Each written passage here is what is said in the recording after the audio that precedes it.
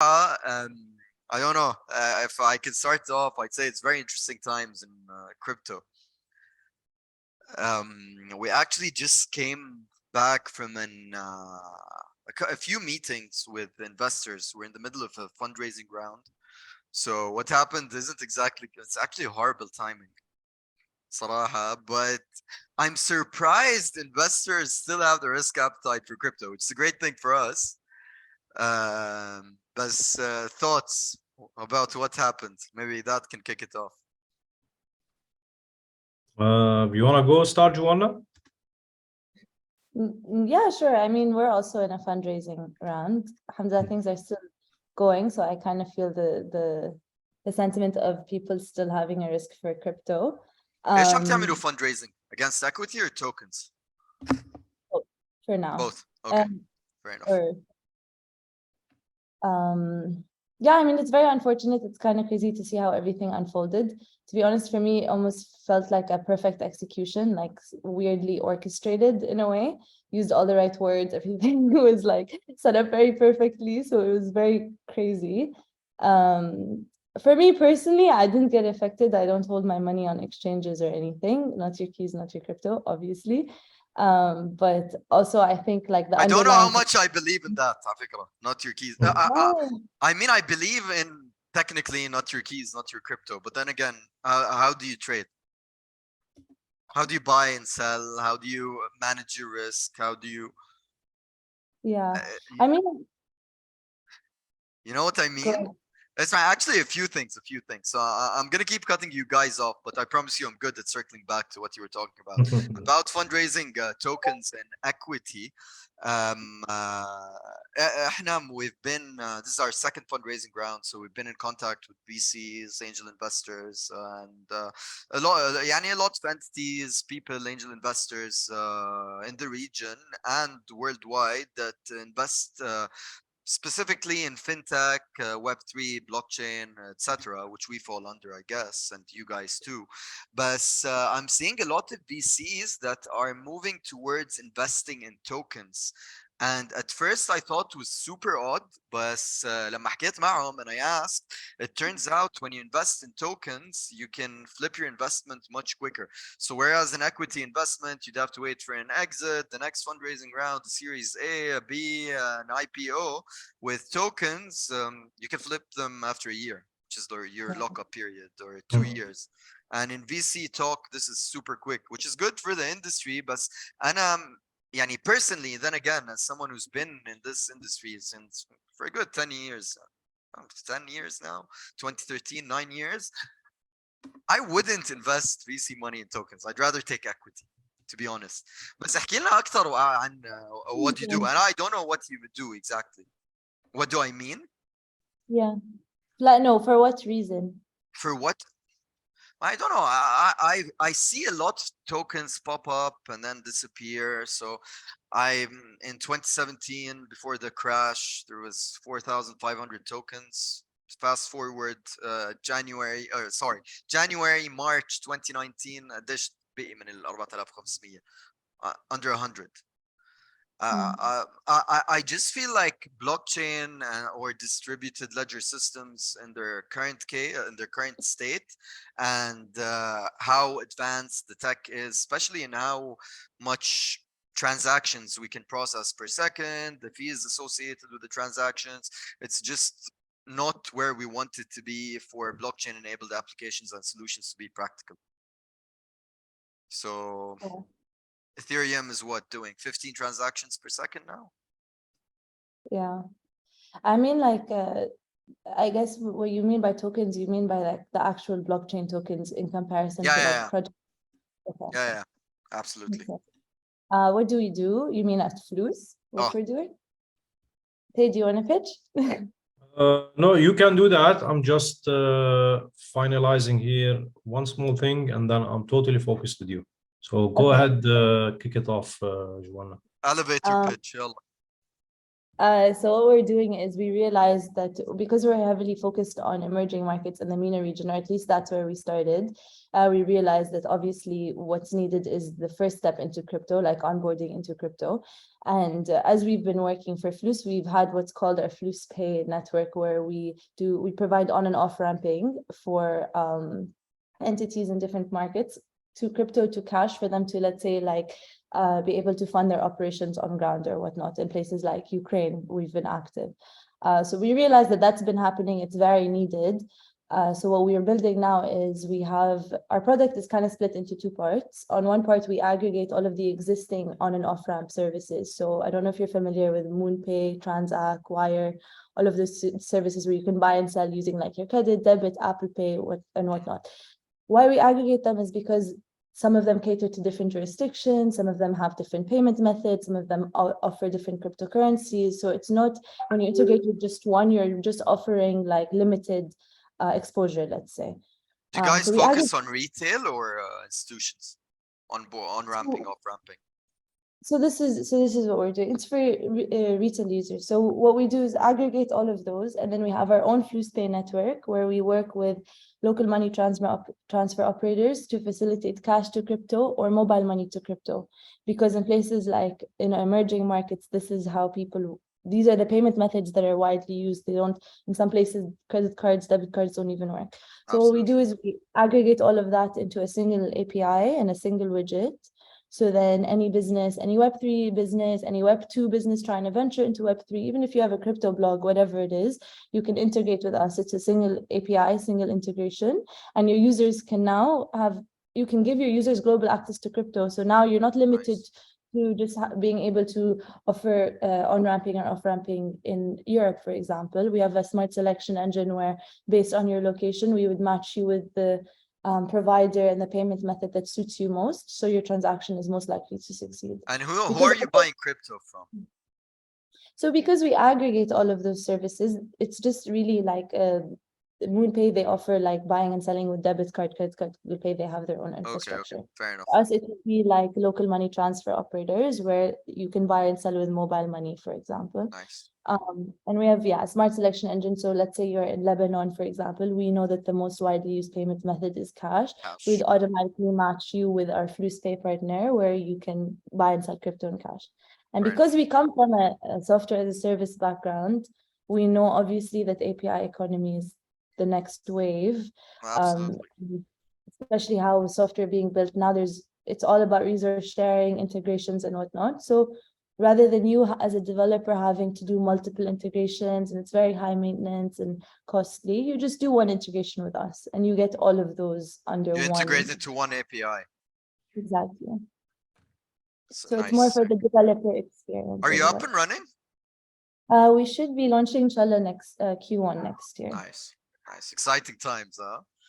Yes, it's good. Honestly, I like the bear market. It's quiet. You can focus. Yeah, it's definitely the time to build. Definitely the time to build. We've gotten more work done in terms of building, development, strategy over the past, since December, maybe January, as we've done over the past year before that. Yeah, Yasser. Hi, assalamu alaikum, everyone. Wa alaikum salam. How are you, Habibi? I'm good, bro. I'm good. Actually, I'm on the way to attend another meeting. I joined you عادي guys يلا because I said jump شغل لنا الفيديو خلينا نشوفك. I'm literally in the car, bro. That's a great look, bro. Suits you. Esma, we were just talking, and I'm gonna circle back to what we were talking about and ask you first. Joanna said at some point, not your keys, not your crypto, and technically you can't argue with that. But especially as a trader, what would that look for you? Where would you keep your crypto? How does it work in practice? Because I understand, not your keys, not your crypto, double Bitcoin tag in your private wallet, in your ledger, your But I need to do my business.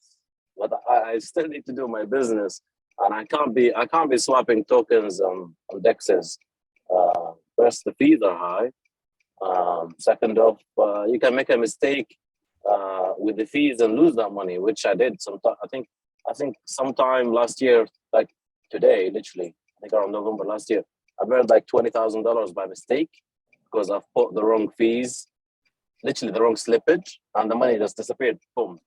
So okay, not your keys, not your crypto, but as a trader, I still need to have some money in the exchanges. يعني So I did lose quite a lot actually in FTX, but that's the game, you know. We take the risk.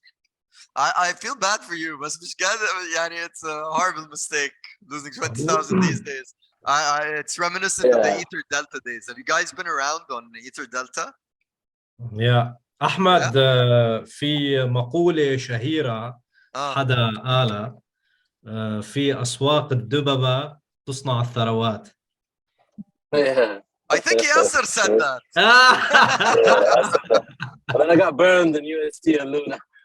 يا فياسر تحياتي وكثير مبسوط انك معنا. انا من اول الناس يلي اشتركت معك بالاردن I بالجروبس think you've joined the peak انت اشتركت في الوقت الصح. يا انا بلشت، انا الناس فهموني غلط. هلا انا كنت يعني كنت بعمل معك انا ريسيرش. قبل ما تروح انت حتى على دبي، يعني من ايام الاردن من بدايات. لما نزلت دبي خربت الامور الصراحه. انا بال 2018 وال 2019 يعني فتره طويله جدا وانا قاعد على الشاشه وبدرس وبستعد. لما بلش البول ماركت بال 2020 حكيت للناس انه ما تشتروا على 10500 اشتروا على 5000. كان عندي داتا كثير يعني I knew the coins that's gonna pump because obviously like we don't make money from Bitcoin though. Like Bitcoin pumping from $5,000 to 70 is not gonna make me rich. It's still money, but it's not gonna make me rich. But you know, Band blew up like 50x, Zilliqa blew up like 30x, lots of coins blew up. So I was like, okay, I'm gonna start something as a test. I wasn't even planning to start a company, man. It was a WhatsApp group. فالعالم دخلوا وشبكة سايكل يعني we literally انت دخلت انا دائما I remember you saying في سوق الدببة تصنع الثروات. So this always stuck in my head. I still have my mindset, bro. You know, like this is, I believe in this as a trader. It's all about mindset. Like I still can. I started with $4,000, bro. Nothing, you know. Went over to almost 1.2 mil, and now I'm burned. Okay, and I know the cycle. The next cycle is gonna come probably, you know, late 2023 is gonna start rallying again. 2024 is gonna be similar to 2021, probably a crazy bull market. But the next bull market is even gonna be, in my opinion, more aggressive because this bear market have literally cleared out everything, all the noise, all the BS. People are smart now. They know crypto. People are like. Yasser, تعرف, the other day I read a tweet on Twitter, and the guy was saying in 2 years you're either going to kick yourself in the nuts for not buying Bitcoin under 20k, or you're going to be glad you didn't. And for the first time ever, I don't know which one I'm more confident in.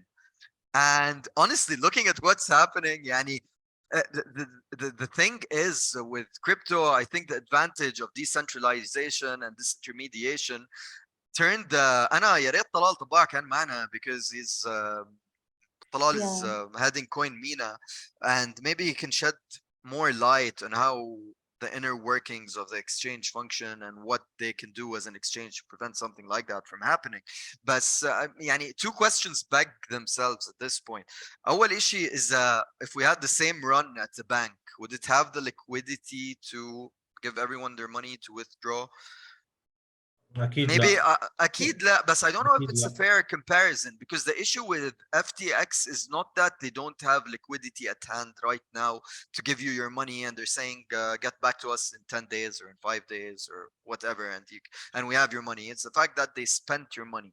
But if we compare that, the next thing I wanted to bring up is if we compare that to something like whatever, if you're trading with interactive brokers, fee oversight, fee regulation, there are insurers, there are segregated client funds, fee trade, there's someone else, separate independent entities responsible for the matchmaking. بكريبتو عم نشوف انه these centralized exchanges are judge, jury, executioner. They hold your funds, they take complete custody of your funds. They're responsible for the matchmaking بالorder book, and then they're also they control the whole cycle. فأنا يعني بس again, this is the bad thing, and of course it's a bad thing because I was around for the Mount Gox hack, and the first time I mined Bitcoin was 2012. I mined on Raspberry Pi, and the first time I bought Bitcoin was October of 2014. كنت بمصر بالأهرام, and I bought it through local Bitcoins. I bought it for $972, if I remember correctly, and the very next day it was $200, I think, after the Mount Gox hack. So it keeps happening, and it happened more recently with Todex, a Turkish exchange, and the owner of the exchange or the CEO just went to Thailand with over 2 billion, $1.8 billion in clients' 2 funds. billion. Yeah. 2 billion, صح؟ وهلا we're seeing the same thing again at a much larger scale with the FTX that's having a much broader effect on the على كل الماركت. بس مش عارف ايش الالترناتيف. I am not from I the think please. I think this is going to be super bullish for decentralized exchanges, but decentralized exchanges are not ready. So this is going to make the builders work even harder because they see the vision. I think in the next year, probably months, crypto's fast. Builders. Why are they not ready? You're a builder. I think the user experience. I think that was what Because, is. thank you. Yes. Go on. Yeah, you talk. You're actually No, I making was sense. just gonna say, like, based on what you were talking about, how you messed up with the spillage and stuff. Like, I had the product that flew, and I know that UX UI is one of the most things that's suffering right now in crypto, or one of the most things that's lacking. So I think, like you said, there's gonna be a huge push towards fixing that part of the product and the experience for users in the next market. So decentralized exchanges, I think, Is could the make UI it. lacking though? Because in my line of work, by nature of what we do, we deal with a lot, and 90% of my clients are first-time crypto investors. And usually when they log into Binance, the first thing we do, and we deal exclusively with Binance at this point, and the first thing they do is switch their app from advanced to basic or simple, what they call it, Masri Lite, Binance Lite. And then they go from the trade tab to the convert tab, which is essentially the same UI, UX you'd get from a decentralized exchange. And I'm as a trader myself, I do not have an issue at all. Just put it in perspective, we manage accounts of over 3,000 customers. So trying to scale that or to integrate that into a DEX, I'm faced with a myriad of problems, the least of which is UI UX. And my clients do not use UI UX. Exactly. So بس I cannot execute transactions. ما عنديش أول شيء order types. We use take profit stop losses. There's no order types on decentralized exchanges. ما في the infrastructure itself. How many transactions per second can I execute? That's what I'm trying to say. That's what I'm trying to say, Ahmed. I think in the next 6 months or 1 year max, we're gonna see the builders going crazy in the infrastructure of decentralized exchanges, because without it, there's no future crypto. Even Binance can get hacked. You know, there's in finance, no one is too big to fall. Absolutely. No one is big. Like, it doesn't exist, this word, too big to fall. So if Binance falls, what's next? No one. The whole industry is gone. So the only way we see future in crypto, like where we see mass adoption, which I don't think is going to happen anytime soon. It's probably going to happen in the next 10 to 20 years. I could be wrong. I could be wrong once again. But DEXs are like core infrastructure. Now, after FTX, I mean, there should be a solution. And DEXs are the only way. Right now, they're not ready. You know, especially derivatives. Like, there's a couple of DEXs that allow you to have derivatives, and I'm a margin trader myself. I think that's what's going to happen. That's the future of crypto. I'm personally even speculating in this. I'm trying to look up for startups in this industry, and this protocol where I can invest for my private investors. And I'm seeing attention there. I'm seeing a lot of people get involved. هلا المشكلة if we circle back to that, what I think you and I are saying is we need to find a solution that would allow DEXs not only to offer the order types we're looking for, but also to offer the speed of execution, which in blockchain talk or distributed DLT translates into transactions per second. بدنا عم نحكي, we need to talk about thousands of transactions per second so that they can handle the order books, especially if you're trading via API or HFT, high frequency trading, إلى آخره.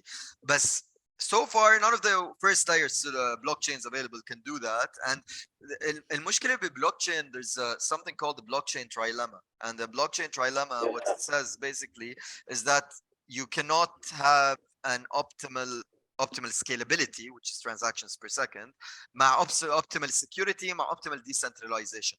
So a layer 1 blockchain will either have to be centralized so it can be scalable and secure, or it has to be, or it can be decentralized and secure like Bitcoin, but not scalable, 7 transactions per second. هيك إذا ضل الوضع كما هو عليه الآن, then we're going to have to move into something like a layer 2 solution. But then again, كم مرة صار bridges are getting hacked, cross-chain solutions are getting hacked. So أنا مش عارف وين maybe the answer is, rather than إحنا as the community in blockchain and the people who are building blockchain solutions, maybe rather than fighting the regulator, rather than we want blindly to go for decentralization, maybe at this point it would be better to work with the regulators to find a way that can make centralized exchanges more accountable for their actions. I have a comment though. Regulators don't understand crypto. They're gonna kill it. They're gonna just be like, stop this, stop that. You can't. But do regulators DeFi, don't understand Google. Sorry? And they're getting there, you know. Now you have specialized regulators. And when you say regulators don't get it, legislators don't have you get talked it. to a regulator? Have you talked to people coming from like old finance? Have you seen the way they? Those guys don't get it, especially the ones who are from TradFi. They're like bankers, for example, or people who are in traditional equities. They'll be, oh no, Bitcoin, we hate it. Crypto, we hate it. We don't understand it. It's air. And you get into a whole an argument that goes nowhere. But when regulators that are forward-looking or open-minded, like the ones that you have in the Emirates or the ones that are actually all over the world, صراحة, everyone right now is looking into DLT, blockchain, and crypto in one regulatory lens or another. And the ones that are looking at, as you said, trying to kill it, are the ones that are going to end up failing, in my humble opinion. But ultimately, I agree very much with I agree with Ahmed that regulators are going to find a sweet spot, because I don't think in the real world DEXs are a fairy tale still in terms of the tech, صراحة. Yeah, entirely with you and with Joanna and with Tay on all the elements and with Ahmed on all the elements that make DEXs still far off from mass adoption. And I still see, like you do in the practical world, in the real world right now, the need for centralized exchanges. I think the FTX thing was just what the entire industry needed in order to shake it up a little bit, get the rust out. It's definitely a wake-up call. It's great, because it's wrong to have an exchange that has skin in the game with its own token that it could over-leverage with another entity. The governance practices between FTX and Sequoia and all of the entities that tied into those on multiple layers was just ridiculous. In the traditional markets, like Ahmed said, if you're on IB or in traditional equities, for example, this stuff would have red flagged a million times over. The exchange shouldn't have its own token that you can trade. So maybe I can think of a couple of things. First of all, على سيرة regulators, على فكرة we have 10 minutes and then we're gonna cut it off, and we'll definitely be doing this again. But عسيرة الregulator doesn't understand. There's a funny video. CEO of Google has بيكون ما بعرف session مع Senate, and he keeps going on for 3 hours trying to explain this to the senators what Google does and how they track your data إلى آخره. And 2 funny things that happened was أول مرة بيقول له, he pulls out an iPhone and he says, now convince me this isn't tracking my move, and he doesn't get the fact that iPhone is not a Google product. But then after 3-4 hours of the CEO explaining what Google does, one of the senators gets a light bulb moment, and he's like, okay, but listen, if you can do all this, why don't you come up with an app and then you can ask it any question and it can answer you? So regulators don't get Google, which is يعني شيء كتير كل حدا بيستعمله. So it's ridiculous. We shouldn't depend on. Please. True, Ahmed. True. مشان هيك I don't think the solution is regulators. لأنه FTX happened because of the regulators. And if FTX showed us is an exchange عم تقول لك أنا regulated, yeah, think twice. You know, بس إيش لو أنا regulator وبحكي لباينانس, okay, you can get, I'll give you a license to trade or بحكي ل FTX, but the funds you get from these people has to be transferred via smart contract to an independent third-party custodian.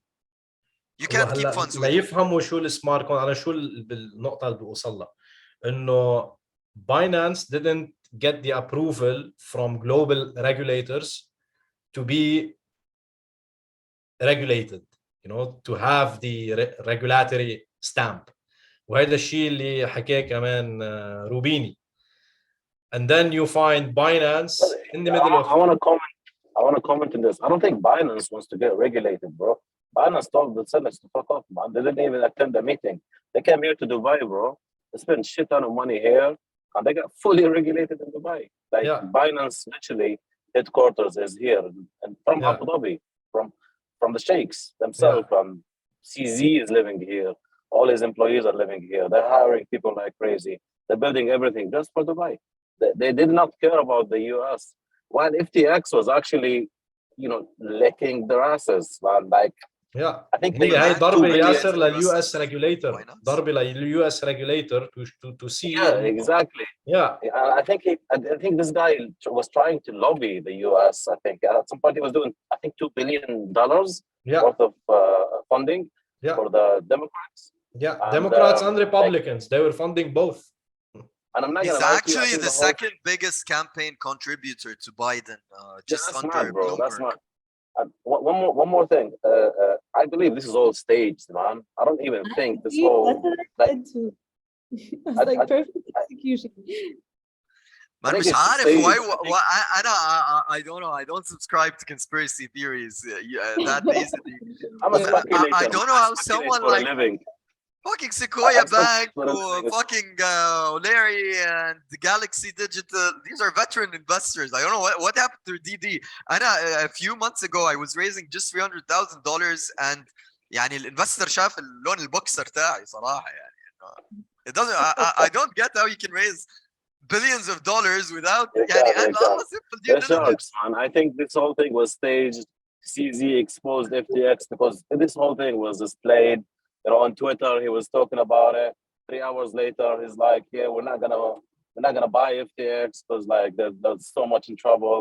And then like a hacker shows up from nowhere. It was definitely a hostile takeover. It was definitely kicking him while he was down. You know what I mean? But I don't know if the whole thing is a conspiracy to bring down crypto. Guys, before we end this and have to leave, just one question. يعني أنا كل الفكرة I wanted us all people who are building the space to get on and just have a casual chat because يعني أنا الحديث عن crypto is over وهذا is at an all-time high. But as industry insiders, do you think it's dying? Do you think it's going away? Where do you think we're going? No, bro. Crypto will never die, man. Crypto is the future. It's the new internet. We're near the bottom. It could be 9, 10, 12,000. But the next stop is like $500,000. I got burned. I was a multi-millionaire. I had like $3-4 million. That's like a few months ago. Now God knows how I'm gonna survive. Okay, but I know in the next cycle, my goal is to make 100 million, 8-figure plus. That's me as a Yasser. Crypto's not dead, man. Crypto just washed off all the clowns. Clowns are out. OGs are in. I think it's important to like separate like what happened from the actual technology. Like when you look at blockchain didn't die. I mean, Bitcoin didn't die. Ethereum didn't die. The protocols themselves, the infrastructure is still there. It's around. They didn't fail. They won't. They can't fail. Cardano is still around. Like I think this is something that's very important when we talk to people about this. Is separate. And I want to jump sometime on a call with you and understand your passion about why you're so passionate about Cardano. Sure. Okay. So yeah.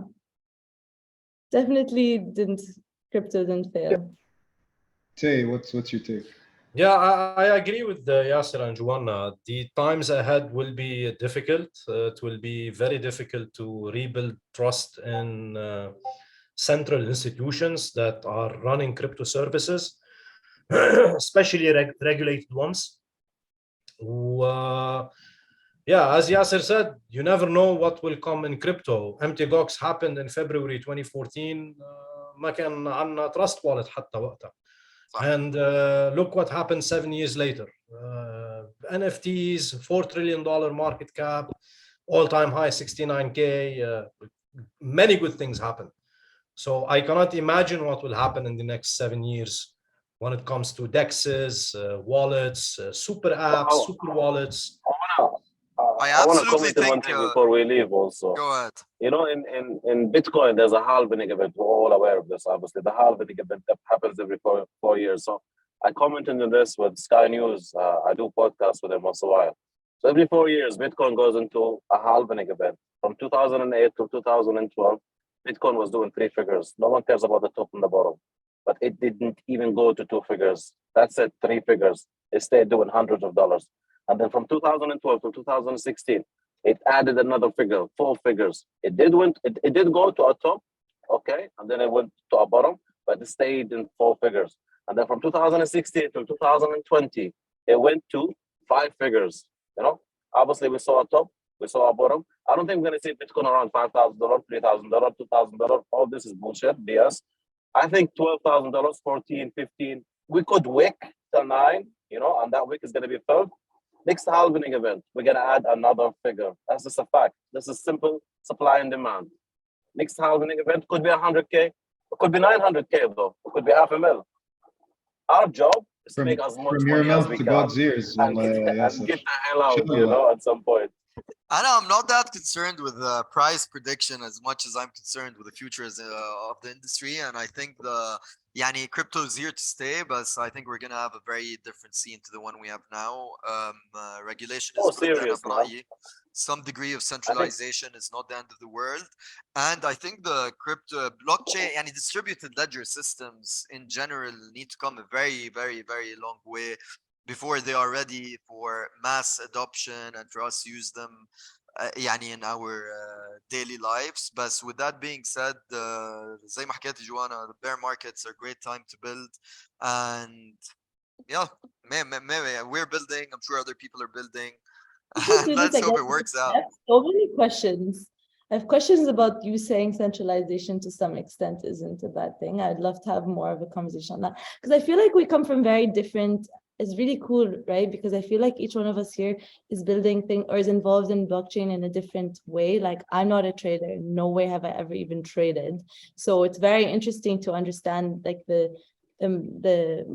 your mind, how it works when it comes to these things and what concerns you versus what concerns me. And we should have that conversation. I think that would be very interesting. Because I want to know, as a trader, what is your incentive to go on a certain exchange? Is it the returns? How do you do your due diligence on this exchange? Like, I want to understand that process more because it's very fun.